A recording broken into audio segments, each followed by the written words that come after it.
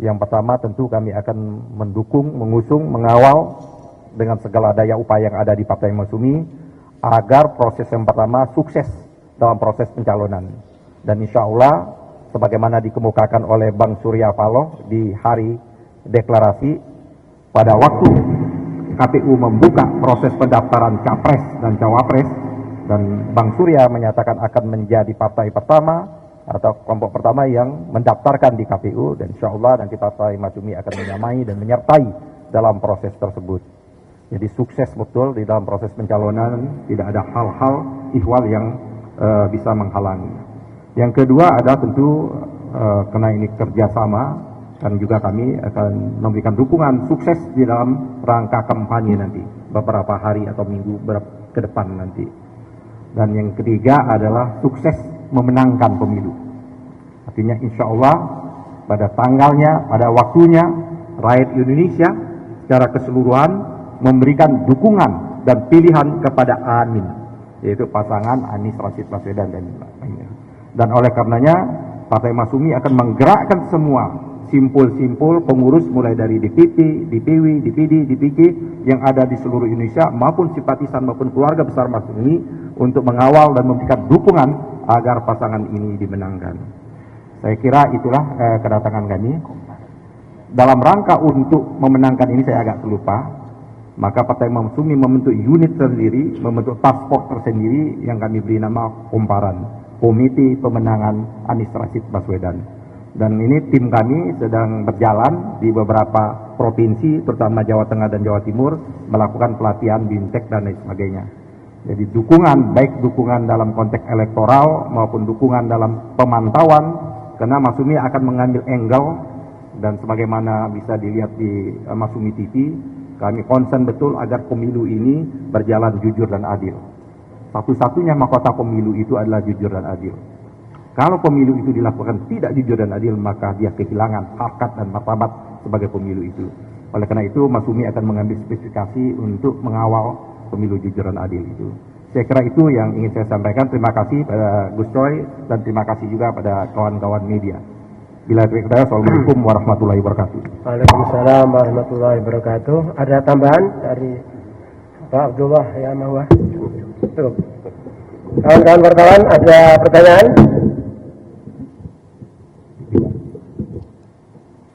Ya, silakan.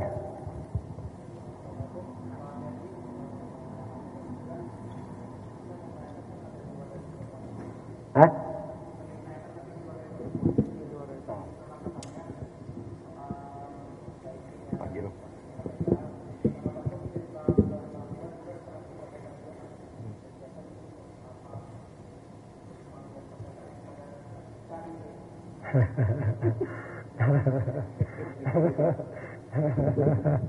Ini, hah? Oh. Ya Pak Bu, beliau ini yang ngerti KPK. Nanti saya bisa jawab terakhir. Ya, saya 8 tahun di KPK dan saya koordinator penyusunan SOP KPK. Jadi saya tahu betul liku-liku KPK. Ada kesepakatan DPR dulu bahwa menghadapi pemilu, pileg, pilpres, seseorang yang masuk di dalam radar KPK yang memenuhi persyaratan untuk tersangkakan ditunda. Kenapa? Karena KPK tidak ingin dijadikan sebagai alat politik, tapi lembaga hukum. Nanti kalau sudah selesai pemilu, pilkada, pilpres, baru kemudian diproses. Jadi kalau misalnya Caimin betul memenuhi persyaratan, sudah terpilih jadi wakil presiden, bisa diproses. Tapi hari ini Anda tahu bahwa KPK itu sudah milik istana. Jadi sehingga demikian maka semua melalui proses istana. Jadi kalau istana mau ya seperti itu. Misalnya ketika Caimin berada di kubu sana, KPK tidak ngomong apa-apa. Begitu Caimin bergabung dengan Anies Baswedan, langsung kemudian ditersangkakan seperti itu. Jadi oleh karena itu saya sudah beritahu kepada teman-teman PKS dengan Nasdem harus siap-siap menghadapi itu. Tapi saya dapat ilmu baru dari Gus Coy tadi bahwa ini proses langit. Jadi kalau proses langit itu ya nggak bisa kita rasionalkan. Jadi mudah-mudahan itu bisa persoalan selesai. Saya sebelum Gus Coy ya. Silakan. 5 tahun bersama-sama bermitra dengan KPK. Jadi paling tidak anatomi KPK itu saya hafal. Ya kan, anatomi dan bahkan sering kita melakukan diskusi dan lain sebagainya. Ini memang walaupun KPK menyatakan hal ini prosedural, memang nggak bisa dilepaskan nuansa ini dari proses ya Caimin dicalonkan menjadi wakil. Ini nggak bisa, kita tidak bisa, KPK tidak bisa lepas dari asumsi, nggak bisa dia menyalahkan masyarakat seperti itu. Ini kasus 2012, kok harus konyong-konyong sekarang? Kasus yang 2 tahun, 3 tahun yang besar, jauh lebih besar dari ini, kok nggak jalan seperti itu? Jadi ini kasus ini sudah pernah didiskusikan dengan kita di KPK pada waktu saya masih di PR, Komisi 3, ini sudah pernah kita bedah. Kasus yang seperti itu sudah kita bedah, agak jauh rasa-rasanya yang memenuhi unsur-unsur itu. Dan oleh karena itu kami berharap betul melalui forum ini, mohon betul kepada kawan-kawan KPK, saya kira jadikanlah KPK sebagaimana kita inginkan pada waktu itu. KPK jangan masuk wilayah politik. Kalau KPK melakukan, artinya KPK masuk wilayah politik. Ini proses langit, kata Gus Coy. Kalau sudah proses langit nggak bisa dihadang. Saya kasihan nanti. Saya kasihan dengan KPK.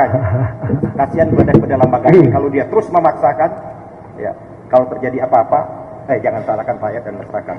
Ini jangan sampai nih. Kemarin baru pendukungnya Anies, belum pendukungnya Muhaimin. Kalau dia minta keadilan atas proses hukum ini untung Gus Coy ini belum, ya kan tidak mungkin, benar-benar tidak untuk mengrem ini. Dari kami pun juga kawan-kawan juga mengatakan, ya apa tuh mau apa harus dilakukan ini. Kita lihat aja perkembangan ke depan. Dan kami berharap pimpinan KPK saat ini, komisioner melalui deputi sampai ke bawahnya, stop bermain politik. Jadilah KPK sebagai instrumen penegak hukum. Terima kasih. Gak perlu tepuk tangan dong. Baik, saya sudah menyampaikan respon sebetulnya atau tanggapan terkait dengan itu. Pertama, sebagai warga negara, semua menginginkan Republik kita ini bebas dari korupsi. Republik kita ini republik hukum harus menjadi panglima, maka semua harus taat kepada hukum. Dalam konteks Caimin, sebetulnya kita kaget. Kasus 2012, setelah entah 2 orang, entah 3 orang yang sudah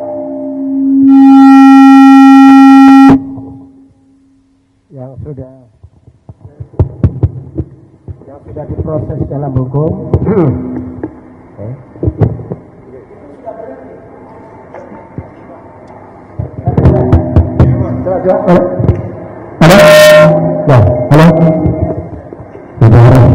Begini, nggak ada, sudah lama sepi, sudah lama nggak kelihatan, nggak ngapa-ngapain, ya. Selama berapa tahun? 2012, 11 tahun, 13 tahun, 11. 2012, 13, 14, 15, 16, 17, 18, 19, 20, 21, 22, 23. Itu 13 tahun. Nggak ada kelanjutan proses itu. Sudah nggak ada selesai. Tiba-tiba begitu Caimin dideklarasikan menjadi calon wakil presiden, tiba-tiba muncul dari KPK.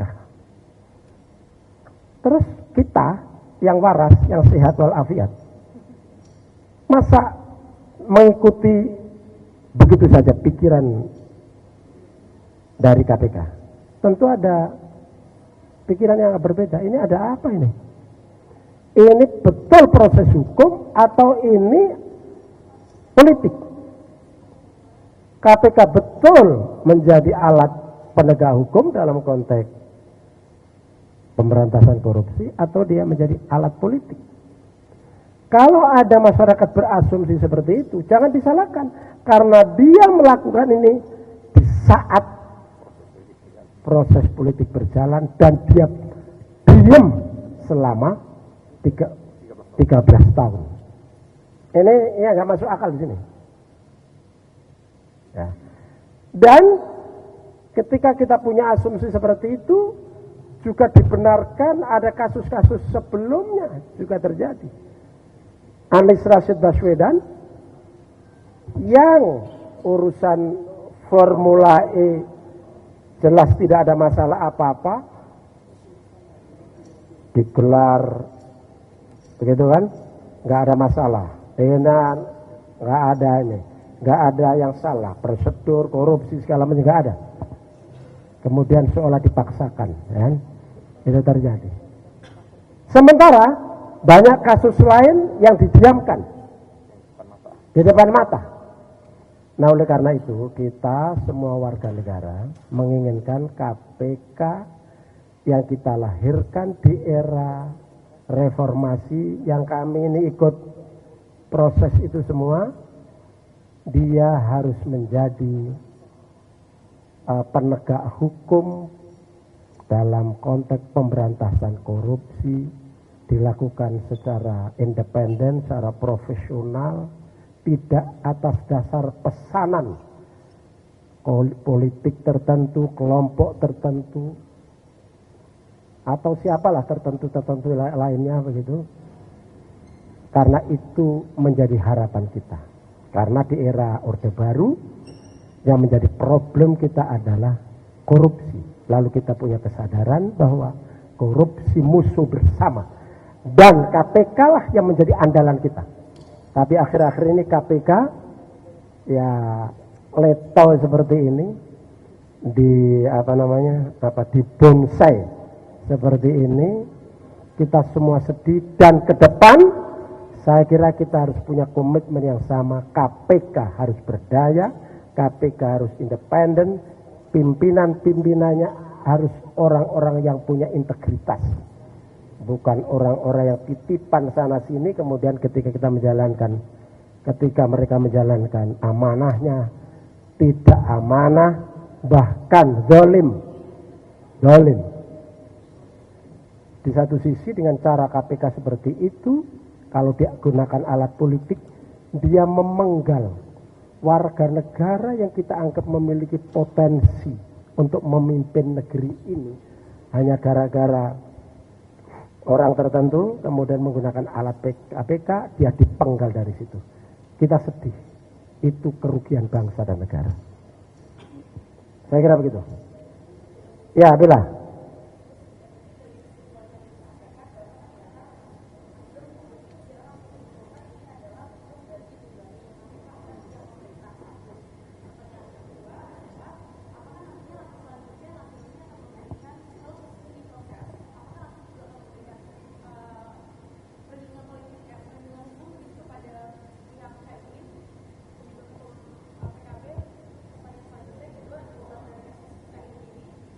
Ojo banyak-banyak, lupa saya nanti.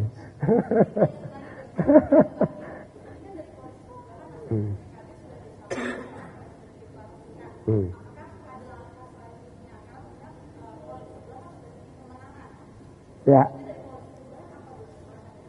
Jadi pertama kita tidak otomatis mengatakan ditunggangi, tapi punya persepsi bahwa kita curiga ini langkah KPK ini tidak murni hukum. Dan ketika kita punya persepsi atau asumsi seperti itu, insya Allah kami tidak salah. Karena dia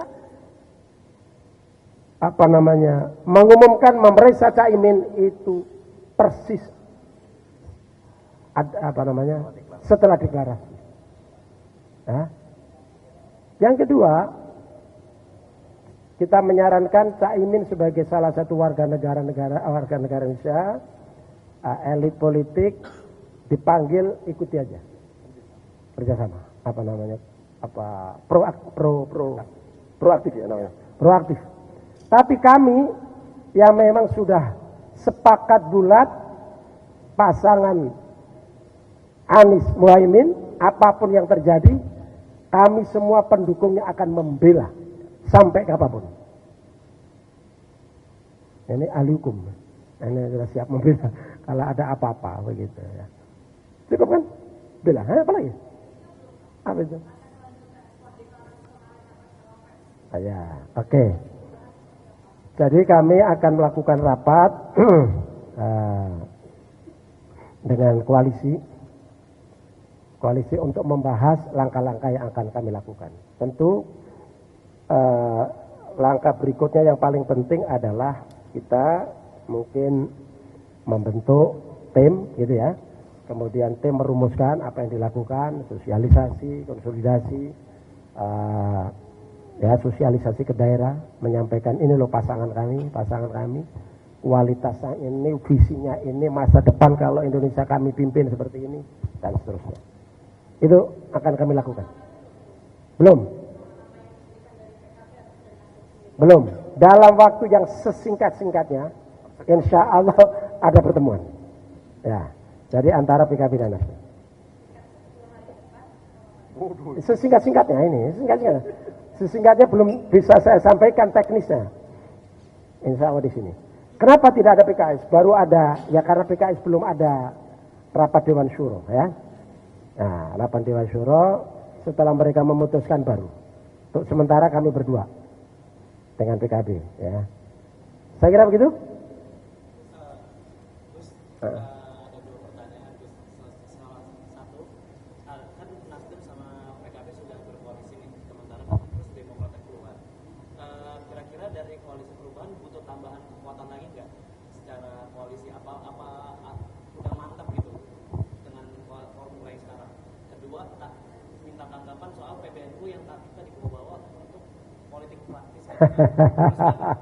PKB sendiri ini kan biasanya sebagian imam besar emang NU gitu. Nah itu tanggapan dari Nasdem gimana untuk pernyataan? Yang pertama, kami mantap dengan koalisi ini, tetapi kami terbuka untuk seluruh kekuatan politik, partai politik, komunitas-komunitas politik untuk bergabung dengan kami. Jadi kami terbuka dan kami malah bersyukur siapapun, partai apapun, Demokrat sudah mengatakan mundur, kalau balik lagi, ya marhaban. Marhaban kembali lagi. Silakan, begitu kan. Jadi kami terbuka. Yang kedua, kaitannya dengan NU itu, kita itu, jadi NU itu ada dua istilah yang berkembang di dalam NU itu. Ada NU struktural, NU kultural. Nah, NU kultural itu disebut warga Nahdliyin. Warga Nahdliyin itu diperbolehkan, bahkan dengan NU-nya juga, dengan strukturalnya juga, itu hitoh. Jadi NU itu punya hitoh. NU artinya apa? Artinya seluruh warganya boleh mendukung partai politik apapun, ikut koalisi capres, cawapres siapapun, itu boleh. Dengan pedoman, ada 9 pokok pedoman berpolitik bagi warga Nahdlatul Ulama. Antara lain yang harus dilakukan adalah orientasi untuk kemaslahatan dan dilakukan secara akhlakul karimah, kira-kira begitu. Sehingga warga NU bebas, mau kemana bebas. Jadi PBNU nggak bisa melarang warganya, kadernya untuk berpartai dengan partai apa, koalisi dengan siapa, itu nggak ada larangan, itu bebas. Termasuk Caimin harus dibebaskan, tidak boleh lagi didistorsi, tidak boleh lagi misalnya dicemooh-cemooh, ya. Itu hak dia, apalagi dia pemimpin partai yang dilahirkan dari rahim Nahdlatul Ulama. Dia punya hak yang sah untuk itu.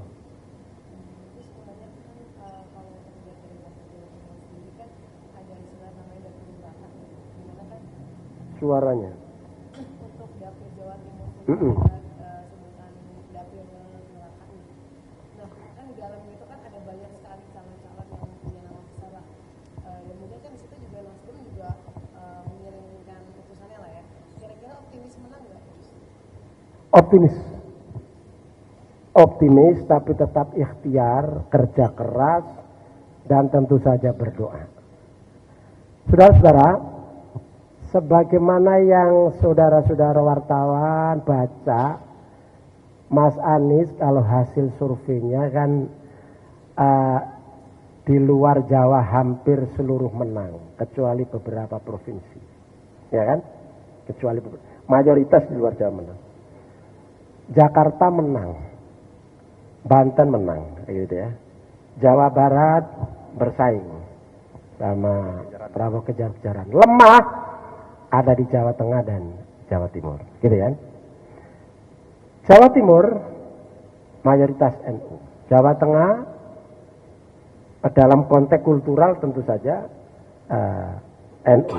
Secara politik PKB nomor 2, Jawa Timur hampir sama, PDIP sama PKB sama. Gantian menang, ya, gantian kalah, tapi selisihnya selalu sedikit. Nah, dalam konteks ini, dengan hadirnya Caimin menjadi wakil presiden, kita berharap PKB melakukan mobilisasi terhadap warga Nahdliyin, bukan struktur NU-nya, warga NU-nya, untuk diyakinkan bahwa ini yang menjadi wapresnya Anies ini adalah kader NU asli, tulen, pakai shot kan, asli. Bahkan darah biru dijamin komitmennya, dijamin kesetiaannya, gitu kan? Sehingga kemudian mayoritas NU Jawa Tengah dan Jawa Timur mendukung Caimin. Ketika itu terjadi, maka yang bolong dari Mas Anies bisa ketutup, dan insya Allah dengan begitu pasangan Anies Caimin akan menang. Dan menurut survei secara khusus, warga Nahdliyin ditanya, siapa yang diinginkan warga Nahdliyin sebagai cawapres? Muhaimin paling unggul. Jadi Caimin itu unggulan cawapresnya warga Nahdlatul Ulama untuk khususnya Jawa Timur dan Jawa Tengah. Saya kira itu. Sehingga dengan demikian maka terkait dengan itu tadi, optimis. Insya Allah ijtihad ini tidak salah.